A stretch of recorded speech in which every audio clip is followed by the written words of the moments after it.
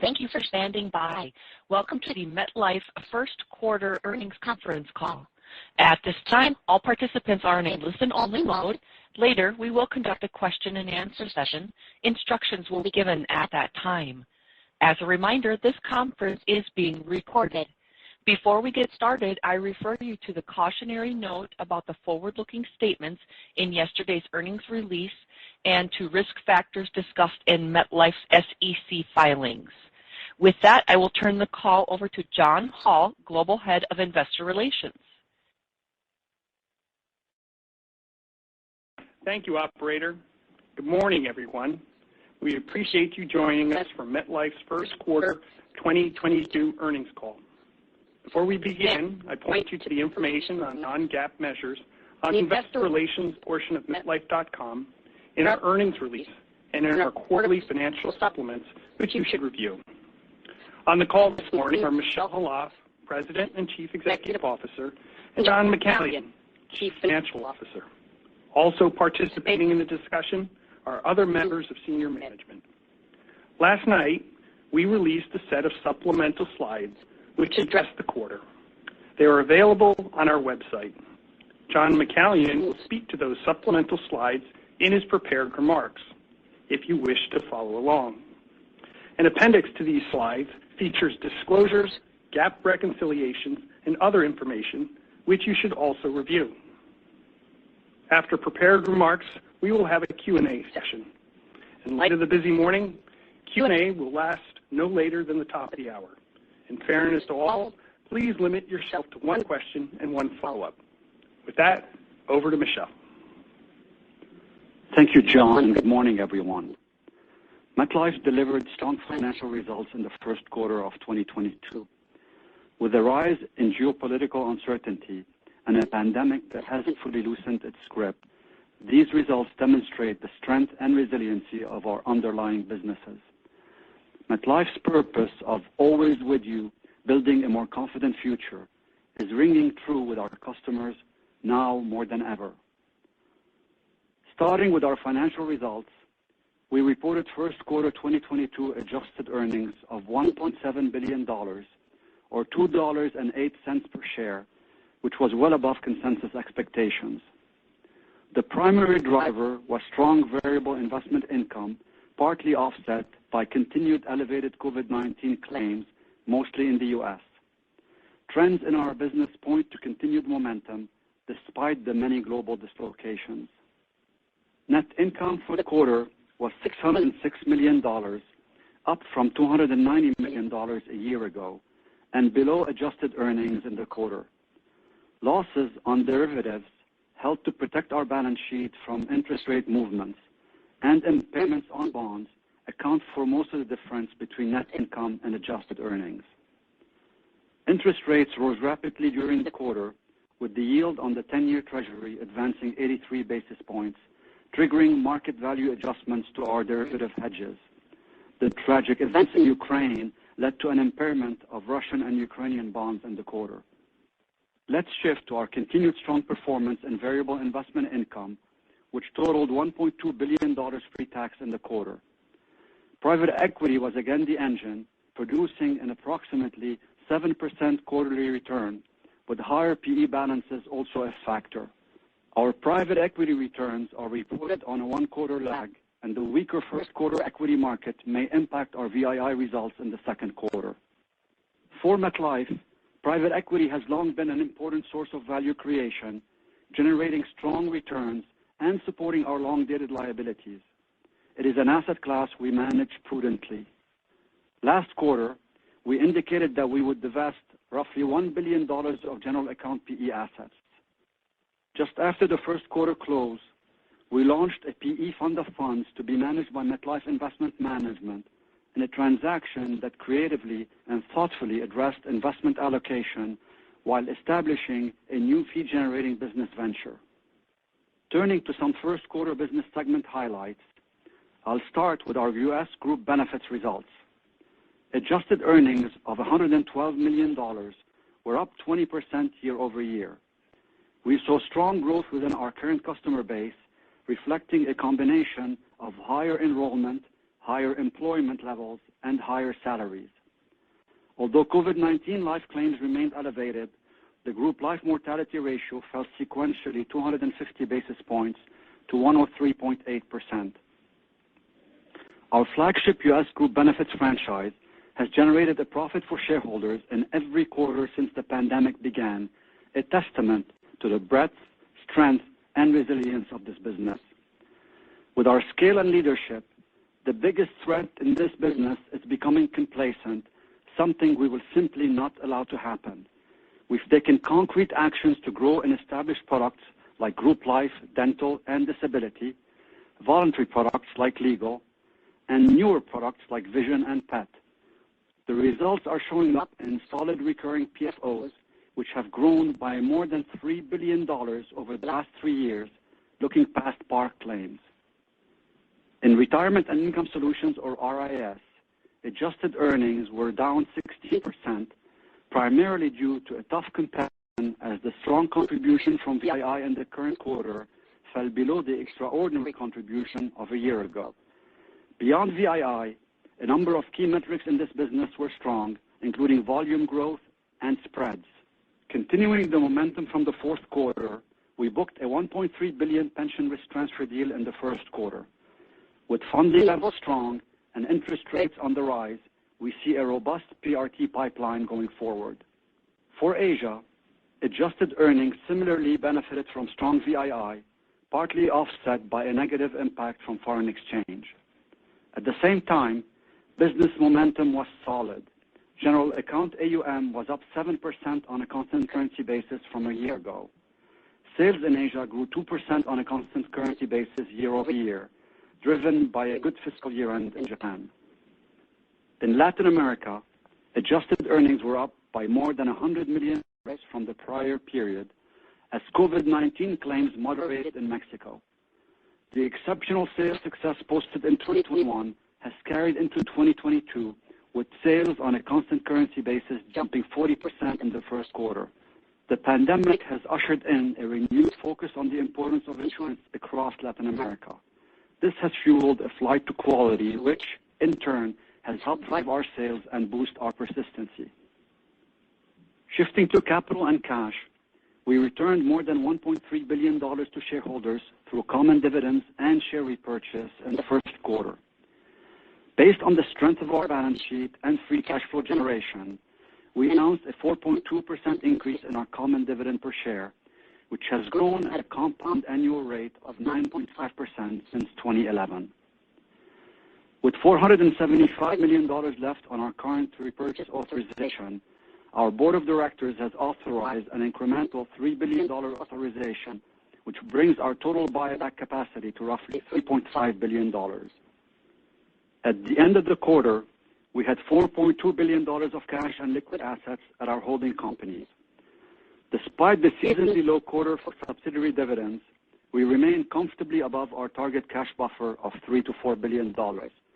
The proceeds from the sale of our Poland business, which closed in April, will contribute to our cash balances in the second quarter. Turning to governance, MetLife has a highly experienced and diverse board of directors, and we were pleased to announce the addition of Carla Harris at the end of April. Carla is a well-recognized leader across the financial services industry. She brings deep expertise and fresh perspectives, and her experience and knowledge will serve MetLife well. Our talent is also a competitive advantage that sets us apart from our peers. As a global company, MetLife can grow talent from around the world and match it to our greatest opportunities. Our recent leadership changes demonstrate this deep strength. I want to start by thanking Kishore Ponnavolu for his distinguished service to MetLife over the past 11 years. During his time with MetLife, Kishore served as Chief Enterprise Strategy Officer, as head of MetLife Auto and Home, and finally as Regional President Asia, where his leadership delivered outstanding results. When Kishore steps away from his position at the end of June, we will rotate several executives into new roles. Lyndon Oliver will move from Treasurer and Head of Strategy to Regional President Asia. John Hall will add Treasurer to his current responsibilities, and Dimitri Lorenzen will move from Head of Strategy, Product and Marketing for MetLife Japan to Head of Strategy for MetLife. These moves demonstrate our commitment to talent development and highlight our deep bench of leaders who are ready to step up and deliver value to our customers and shareholders. We are broadening and deepening our leadership commitment to and accountability for diversity, equity, and inclusion. At the end of the quarter, MetLife announced a broad set of DEI commitments designed to address the needs of the underserved and underrepresented by 2030. These commitments encompass a mix of investments, partnerships and solutions, and other efforts, and are firmly aligned with MetLife's purpose. In setting these commitments, we are establishing clear roadmaps and strengthening accountability for progress. Before I close, I would like to say a few words about MetLife's return to office in the U.S., which started on March 28th. Our new model, Future Work, combines the best of office and virtual environments and is an essential element in attracting and retaining top talent. Our Future Work model has been well received in the U.S., and we are seeing tremendous collaboration and partnership across the organization.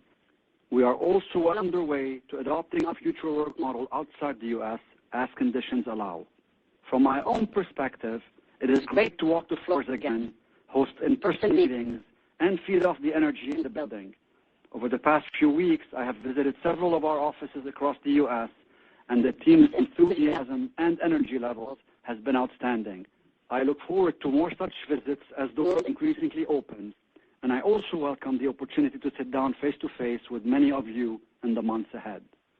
The past 2 years has been an unprecedented period, but with all the challenges, MetLife remained laser-focused on consistent execution, and we look forward to building on our momentum. With that, I will turn things over to John. Thank you, Michel, and good morning.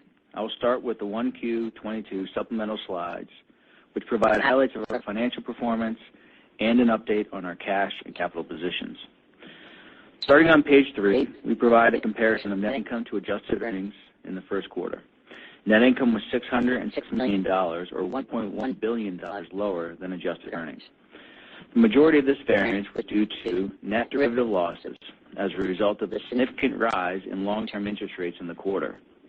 In addition, we had net investment losses, primarily due to impairment on Russian bonds, as well as normal trading activity in the portfolio that resulted in losses given the rising interest rate environment.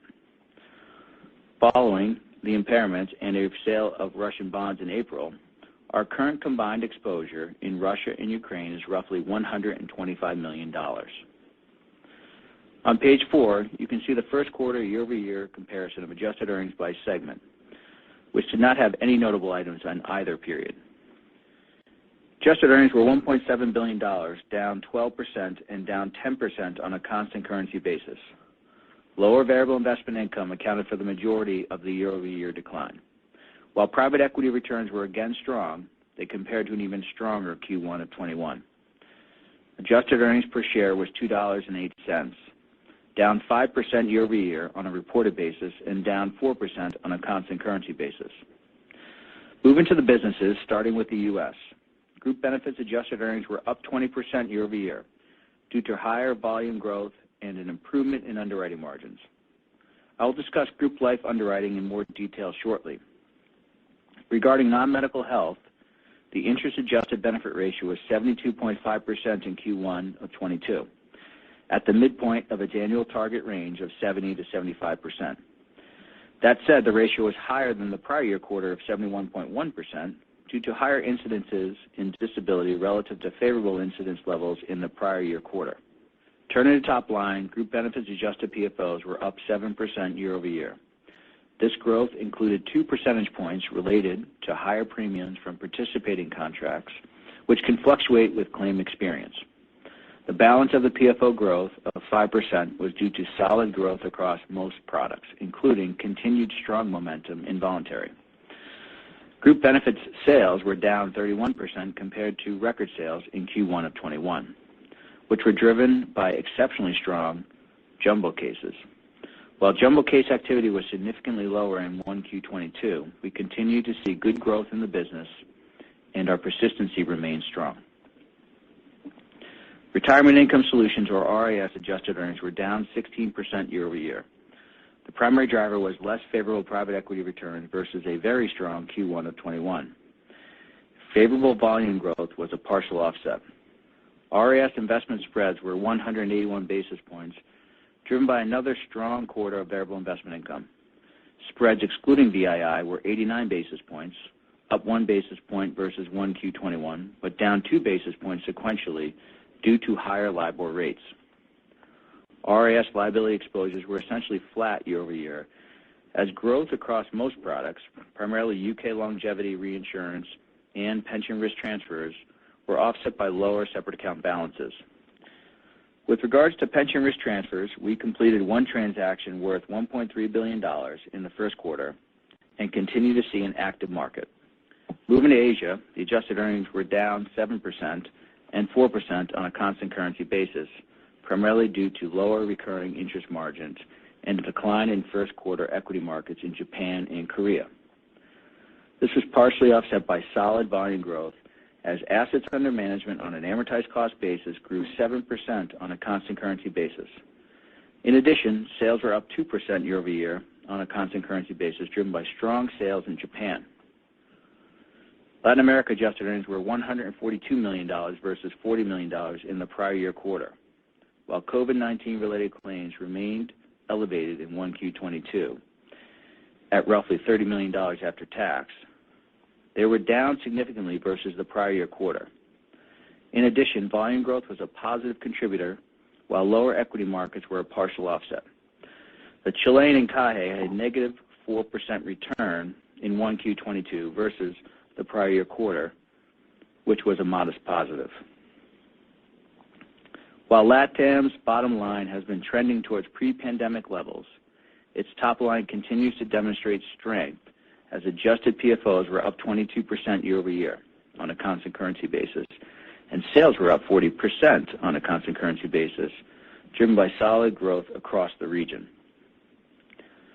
EMEA adjusted earnings were down 27% and 15% on a constant currency basis, primarily driven by the exclusion of divested businesses, Poland and Greece, which were included in first quarter of 21 adjusted earnings.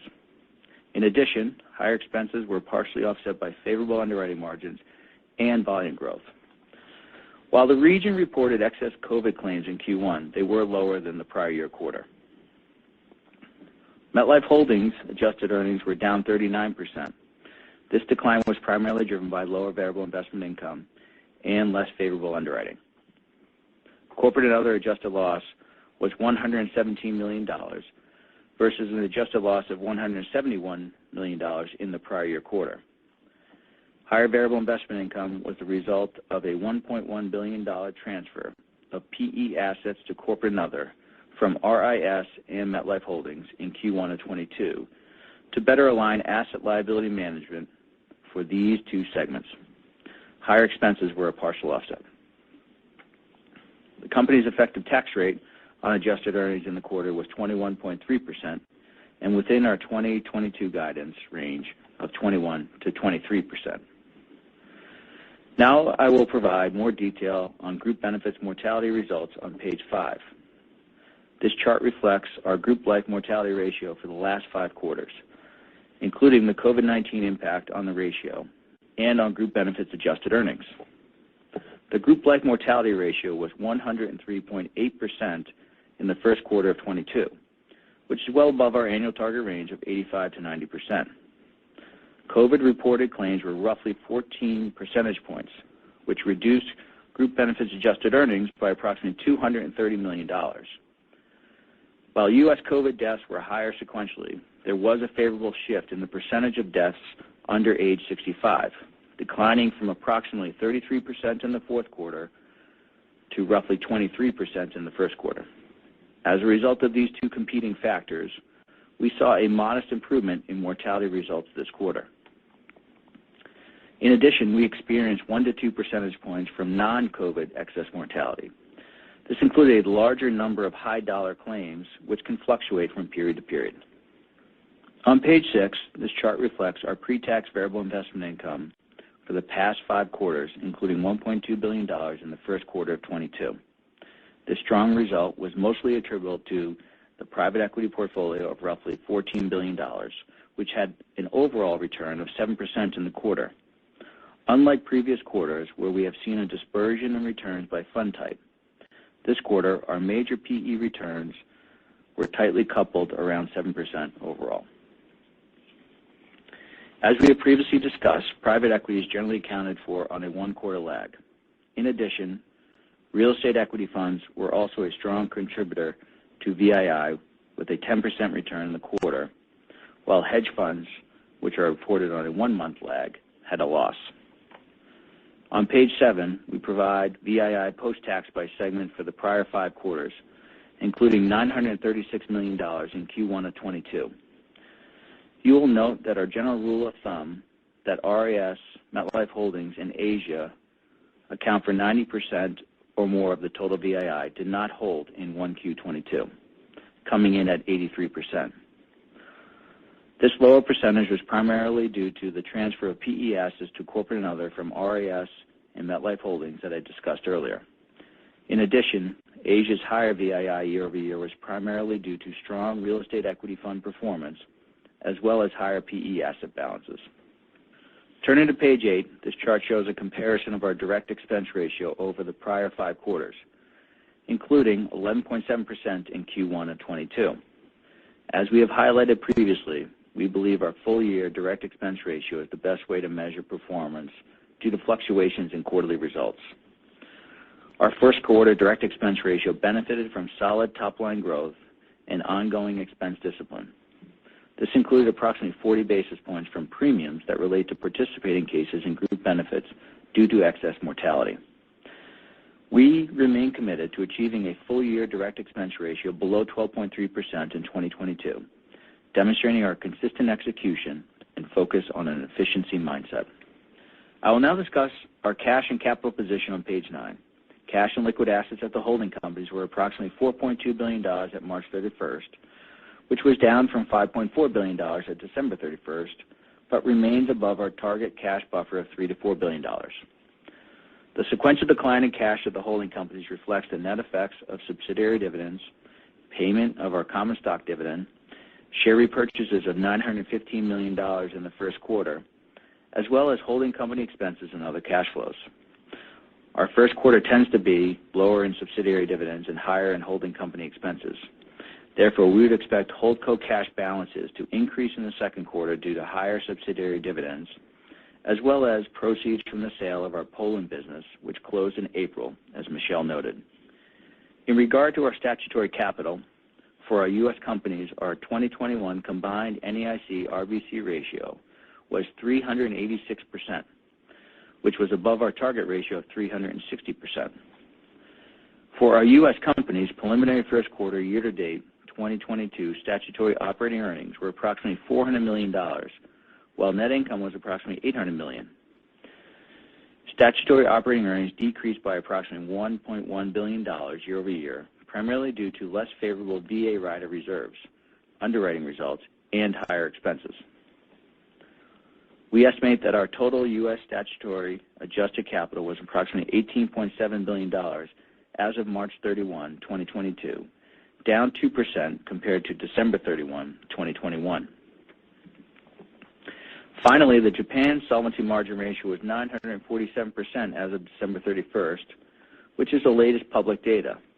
Looking ahead, we expect the Japan SMR to decline in 2022 as a result of higher U.S. interest rates, but remain well above its capital target level. Let me conclude by saying MetLife delivered another strong quarter, highlighted by outstanding private equity returns, solid top-line growth, ongoing expense discipline, and the benefits of our diverse set of market-leading businesses and capabilities that allow us to navigate successfully through uncertain environments.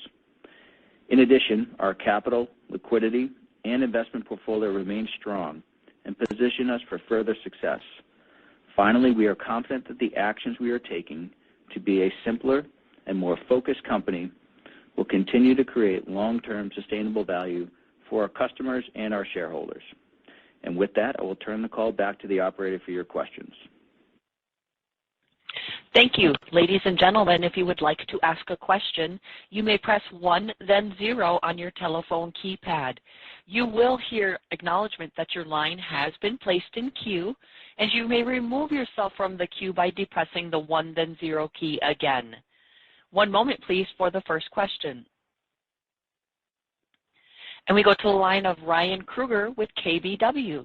Please go ahead. Hi, thanks. Good morning. Could you discuss your outlook for the retirement spread over the next few quarters in light of the higher interest rate environment, but also the flatter yield curve? Good morning, Ryan. Yes. So let me just start with Q1. Obviously, was 181. Main driver there being VII, and then our result ex-VII was 89 basis points of spread. And just to maybe start with just the sequential decline in the spread was a few basis points, and that was generally the rising LIBOR, which is something we highlighted as in our sensitivities that would put pressure on the spread. I think one of the things that was performed better than expected is we did see a recovery in some of our real estate property income investments in the quarter in Q1, so that helped offset some of that downward pressure that we expected. I'd say given the upward trend in LIBOR we've already seen in 2Q, we'd probably expect kind of that mid single-digit decline to occur that we would have thought to have seen in the first quarter, but to start to see in the second. But if the forward curves come to fruition, we'd actually start to see maybe a shift in the spread moving back up a little bit. And I'd say there's probably two reasons for that. So one is, we give these sensitivities at the outlook, and then typically the day after they're not as good as they were the day before. And so, in terms of LIBOR, we talked about a rising LIBOR having a headwind. At some point that kind of flips to be a positive. And that's probably kind of around the 200 basis point level. And so we're at, maybe a little above 130 today. So we'd expect kind of rising LIBOR to continue to pressure us in the second quarter, but if it continues to rise, it would actually begin to provide income. And then the second thing, as you point out, just kind of the overall increase in rates that typically comes in, the benefit of the 10-year comes in at a slower, not as quickly. And so, but that will start to emerge over time. So hopefully that helps. Thanks. Very helpful. And then I guess the follow-up is just I think we all know rising interest rates are generally good for life insurers. I just wanted to make sure that there aren't any unusual impacts from things like interest rate derivative marks on a stat basis that would have any kind of negative impact on dividend capacity going forward. Yeah, we would not expect any unusual impacts to occur. I think the broad interest rate sensitivities we gave as part of our outlook directionally still hold, even though the shape of the curve is a little different, so numbers may not be exact, but I would say the directional nature of that from an earnings perspective, which means that it's a little negative in the first year. I might call it neutral-ish now, just the way things have kind of panned out, and then you start to see kind of the positive momentum emerge in the 23 and 24. Again, assuming rates kind of pan out as they are projected to. And then in terms of stat capital, no, we would not expect any unusual volatility or results as a result of a rising rate environment. Great. Thanks a lot. And our next question is from Jimmy Bhullar with J.P. Morgan. Please go ahead. Hi, good morning. First, just had a question on what you're seeing in terms of activity in the pension closeout market. I think you mentioned that the pipeline's healthy, but how do you see, I guess interest rates are obviously benefiting, but with the weak equity market and its impact on funding levels, are you seeing a little bit of a slowdown or just the uncertainty causing plan sponsors to put off any transactions? Good morning, Jimmy. It's Rami here. So maybe just I'll maybe helpful just to reiterate our philosophy towards the PRT market, and then I'll come and hit your question in terms of the pipeline. The two aspects of our philosophy, which I want to just reiterate here and highlight. One is that this is a business where we continue to exercise pricing discipline, and I would say in aggregate, our capital deployment in the business is in line with our enterprise ROE targets, and it's also accretive to the in-force annuity spreads. The second one, which you've heard us talk about before, is that we are focused on the large and jumbo end of the market.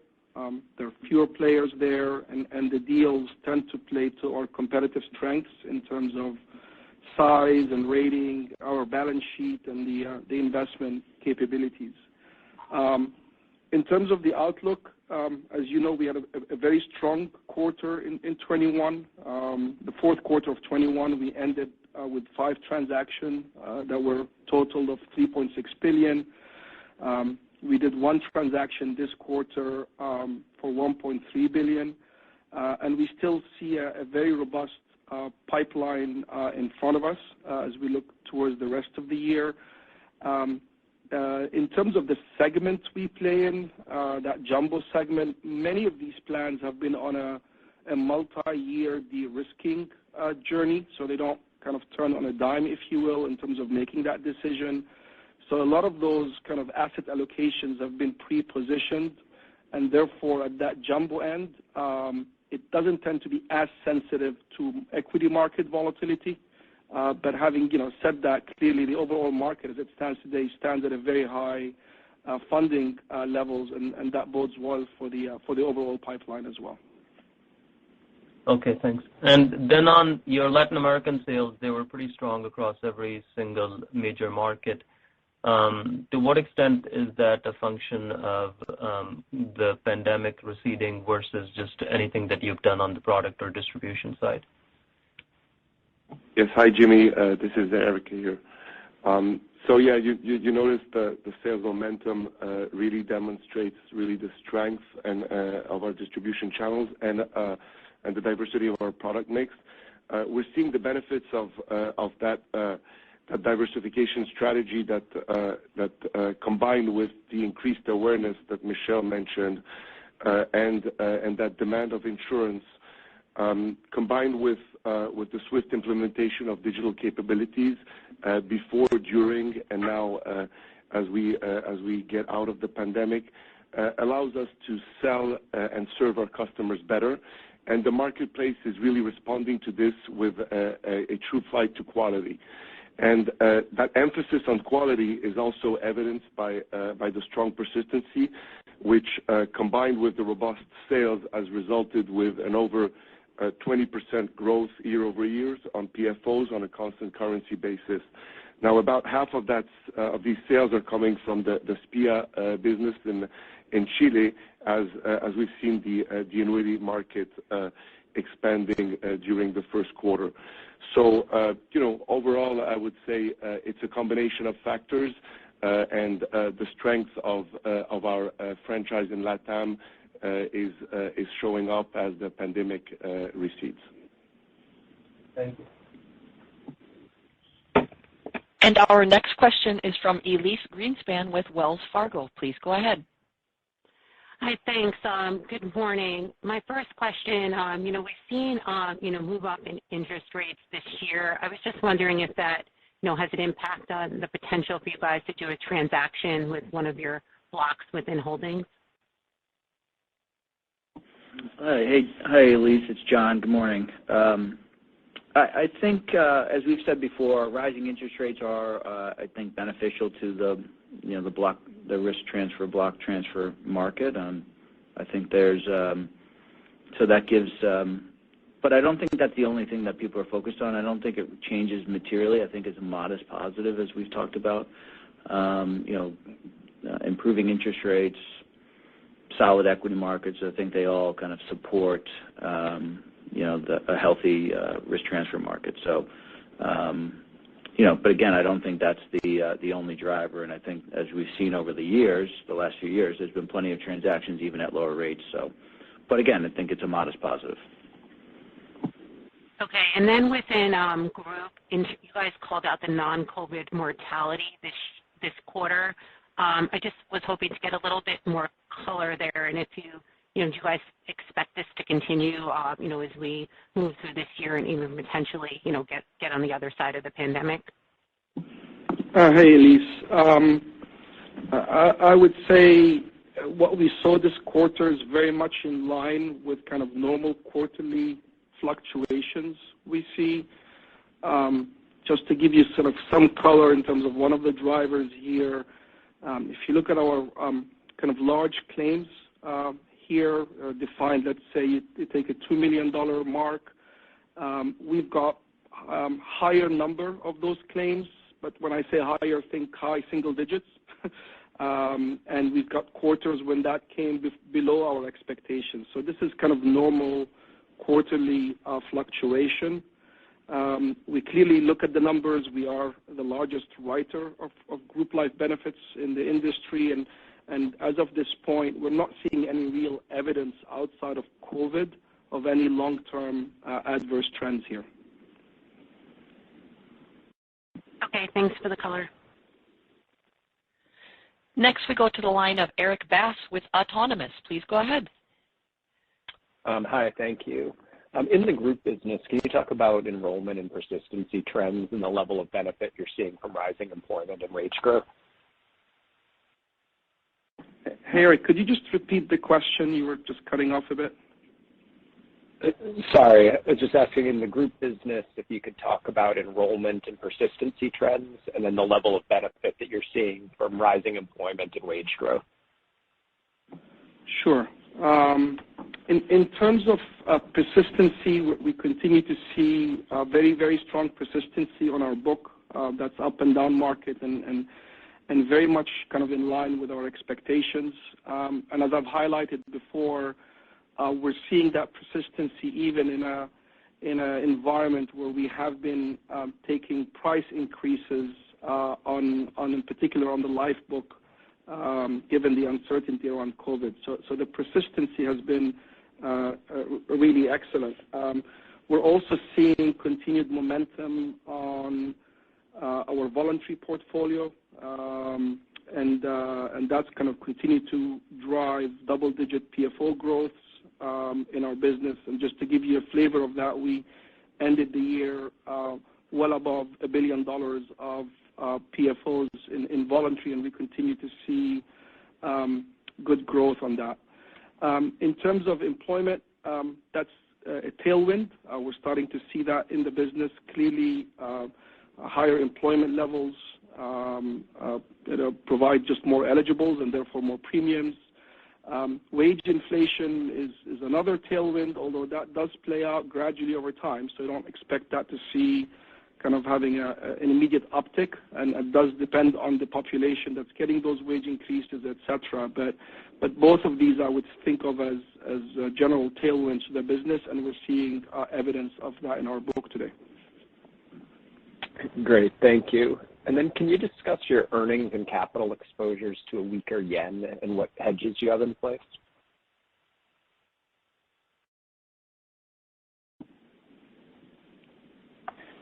Hi, Eric, this is Kishore. So if you think about the yen impact, you can think about this in two aspects. One is the translation impact on earnings, and the second one is the impact on sales. On earnings, we have a multi-currency balance sheet in Japan because of our FX products.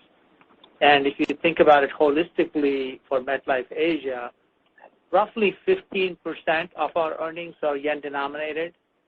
And so therefore, any depreciation on the yen has a moderate impact, if I can say that, on Asia adjusted earnings. On the sales, however, the FX volatility, more than the rate itself, it's the volatility that is very important. The rate's a consideration as well. It impacts the volumes of our FX, products in the near term. In periods of high FX volatility, our customers tend to wait and see before they commit their yen to be converted to U.S. dollars, say, if it's a U.S. dollar product. At the same time, the increase in U.S. dollar rates, which is certainly true now, enhances the customer value, making them more attractive. So there's a balance both ways. And currently, we're seeing the impact of both the yen weakening and the higher U.S. dollar interest rates on both sides. So if you think about it, that's the way I would look at it. I'll leave it at that. Great. Thank you. And our next question is from Tom Gallagher with Evercore. Please go ahead. Good morning. First question is just, can you provide a little bit of color behind the around $400 million of investment losses? I presume most of that was Russia, Ukraine, but can you just give some specificity for the accounting for the $400 million? Sure. Hey, Tom, it's Steve Goulart. You're right on that. But I think John mentioned this, too, in his script, too. There really were two issues that led to virtually all of the realized losses in the first quarter. One, as you point out, was Russia, and that was roughly half of the credit losses and provisions. And again, I'd start, though, by reminding everyone that, our total exposure to Russia is, less than 0.1% of the general account. So, in some, not really a material number.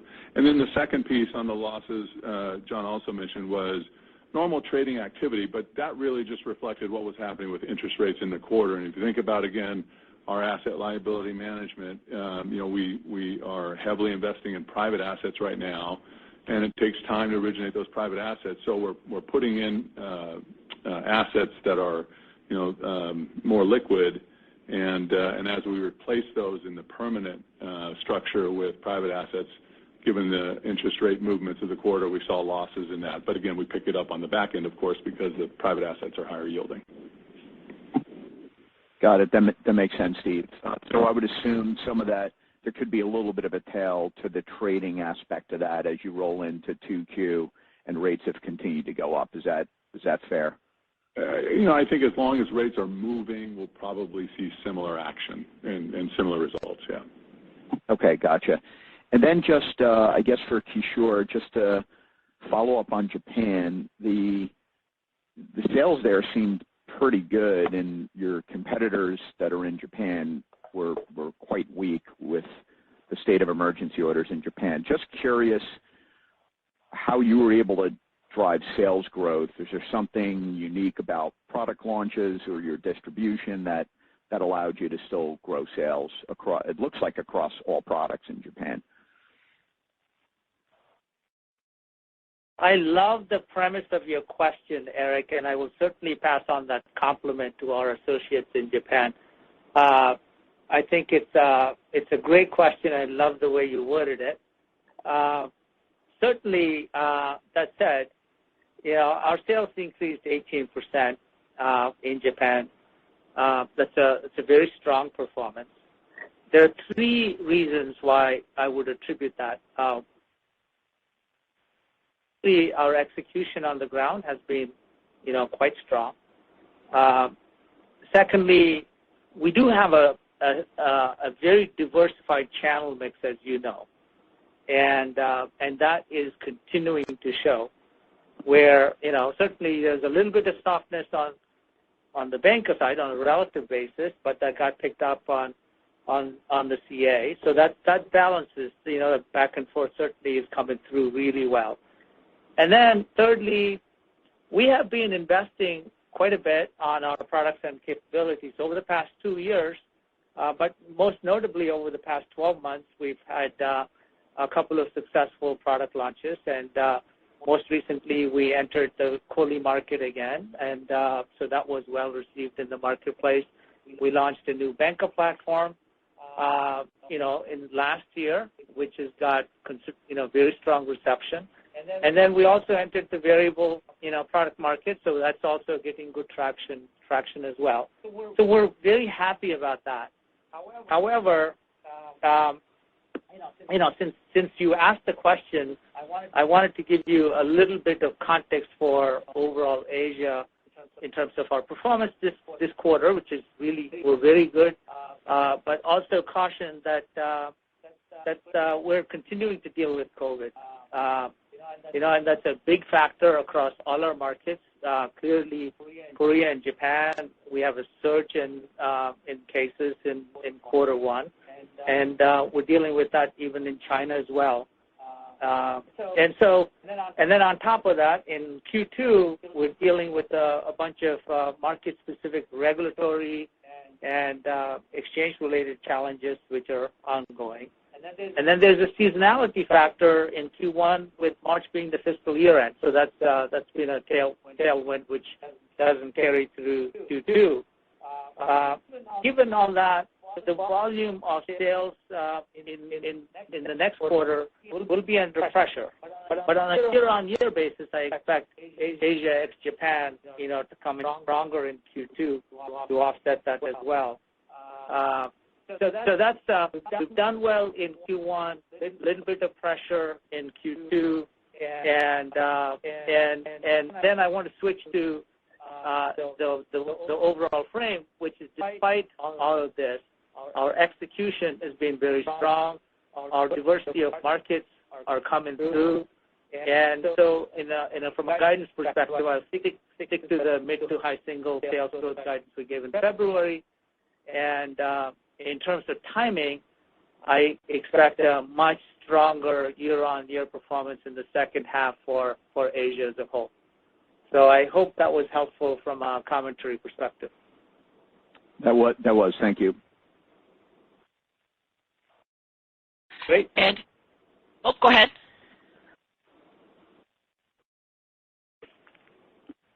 My apologies, Mr. Gallagher. Did you have anything further? No, that's all. Thank you. Very good. We will move on to Suneet Kamath with Jefferies. Please go ahead. Thanks. Good morning. Just wanted to go back to group life for a second. So we're seeing, COVID deaths, COVID mortality decline pretty substantially here in 2Q. But I'm just wondering, as we think about our earnings in that business in 2Q, is there any kind of lag that we should be reflecting in terms of when you may get, death notices in group? Hey, it's Rami here. Generally speaking, we're pretty quick in terms of recognizing the getting the death claims and recognizing those, and we clearly hold a reserve to essentially account for the IBNR. So I would say, on average, we've been getting that pretty well over the last kind of year and a half. So I would just continue to anchor any of your kind of estimates based on the headline mortality numbers for the entire population. So I would say, you looked at those, and those have trended favorably in April. And the other statistic I would also look at is the percentage of deaths which are under 65, which, looking at April, that has continued to be at the same level as we saw in the first quarter, which, as John mentioned, would be favorable for us from a severity perspective. Okay, got it. And then I guess for John on capital, I think you had said that statutory operating earnings was lower than stat net income. So I just want to make sure I got that right, and maybe some color on what happened there. And then also, I think you said TAC declined relative to the end of the year. So can you just talk a little bit about what happened there? Sure. Good morning. Good morning, Suneet.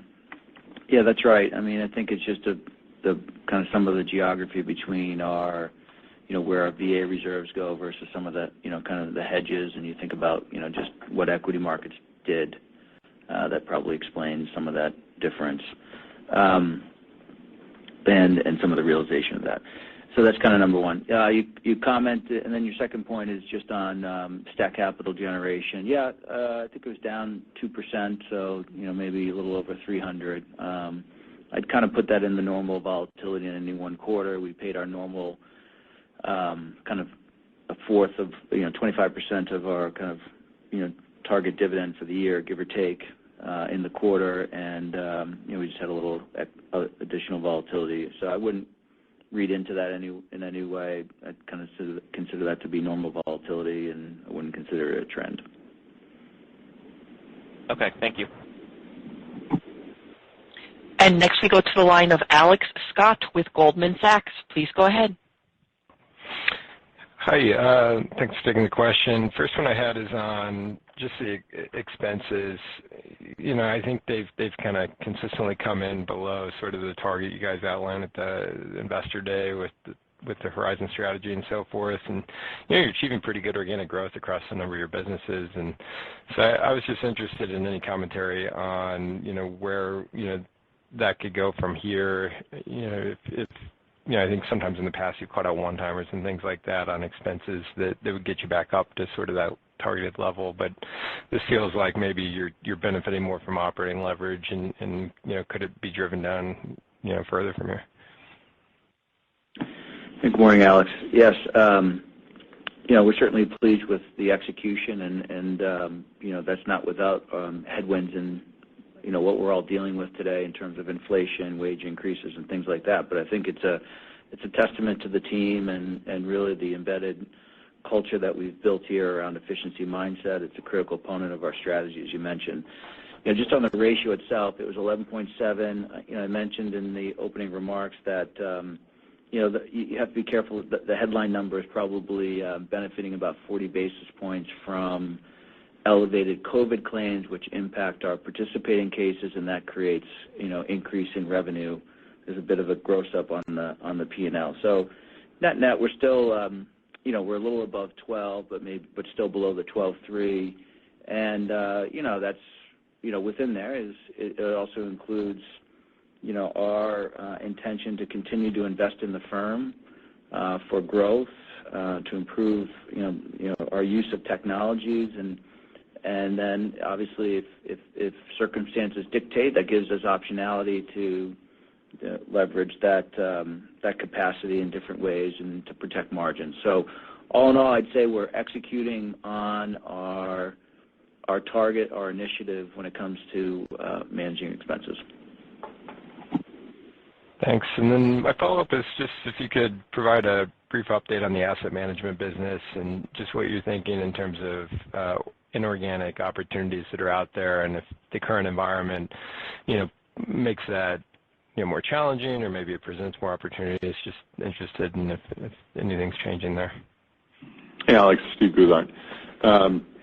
So the update, it continues to be very positive. We continue to grow MetLife Investment Management. I think we've been really achieving an aggressive organic growth plan that is in line with what we laid out at our 2019 Investor Day on our objectives and targets for where we want to see the business grow. At the same time, you're right, it's a very active market right now, and we continue to be active in it as well and looking at opportunities for acquisitions, and it does cut both ways. I mean, there's a lot of activity, but there are a lot of people looking in the markets too.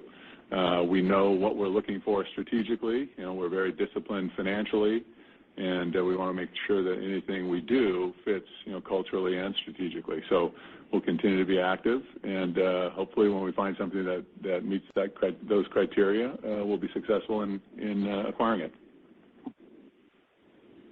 Thank you. And we have a question from Tracy Benguigui with Barclays. Please go ahead. Good morning.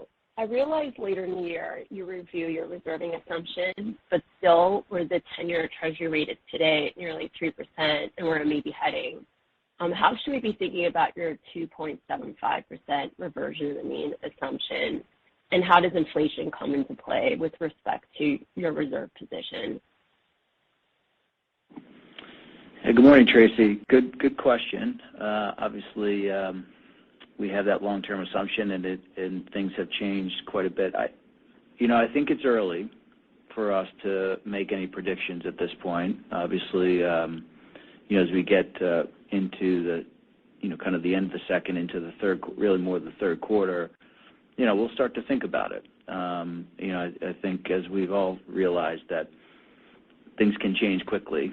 So I think it is a long-term assumption. But having said that, I think you've highlighted some kind of the circumstances we're in, that the current rates are higher than our long-term assumption that we projected to hit in 12 years. So that is, but I wouldn't anticipate, kind of any abrupt change one way or the other. We just made that change a few years ago, and so you need to kind of see a trend before you would necessarily make a change. But again, we'll have to kind of evaluate all the data that's out there when we get closer. In terms of inflation, it's probably it's really, I'd say, probably more related to your first part of the question. How does that really impact rates? That's probably the biggest area for us when it comes to reserving. I think outside of that, there's generally, if you have any inflation impact, it's generally offset by other factors, net. So that's probably how I'd answer the inflation point. Great, thank you. I noticed in prior years you didn't fully utilize your U.S. statutory dividend capacity, but in 2021 you did for your lead U.S. co. And I realize you have various sources, but just looking at Metropolitan Life Insurance Company, you have $3.5 billion ordinary capacity in 2022. Are you expecting again to fully utilize that this year? Yeah, I think as you point out, we have a lot of sources of cash to the holding company. I think what we've committed to, we don't commit to kind of a dividend in any one legal entity, and I think the benefit of having a diverse set of cash generation that can be sent to the holding company is that it gives us the benefit of being able to commit to the 65 to 75% free cash flow ratio on average over a 2-year period. And so, it's not something we target at any one entity. We look at all aspects of how we're trying to manage our cash and capital at the operating entities, where we're looking to grow, where we need extra capital, things like that. And I think the benefit is, like I said, it's the diverse set of sources is very helpful. So we don't set a target at any legal entity externally, I should say, and then we kind of, just like you would manage your own wallet, we manage our collective wallets the same way. Thank you. And we have no more questions at this time. I will turn the call back to Michel Khalaf. Great. Well, thank you again for joining us on this busy morning. Our strong performance in the first quarter of 2022, building on last year's outstanding results, should provide further evidence of the significant progress we're making in delivering on our all-weather Next Horizon strategy. This management team is laser-focused on continuing to execute with urgency, and we are confident in our ability to create long-term sustainable value for all stakeholders. Thanks again, and talk soon. Ladies and gentlemen, that does conclude your conference for today. Thank you for your participation and for using AT&T Teleconference Service. You may now disconnect.